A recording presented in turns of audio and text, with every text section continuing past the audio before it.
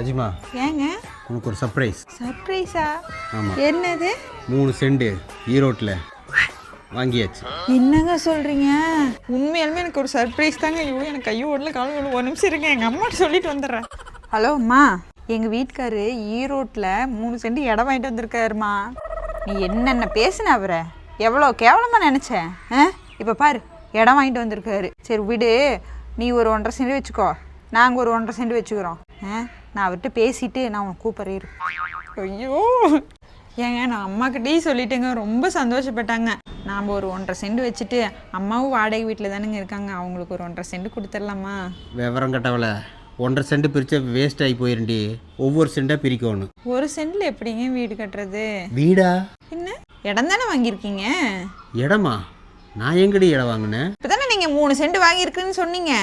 அடி cent வாங்கினேன்டி, cent bottle. குடி, உனக்கு ஒன்று, உங்கள் அம்மாவுக்கு ஒன்று, எனக்கு ஒன்று. இடம் வாங்க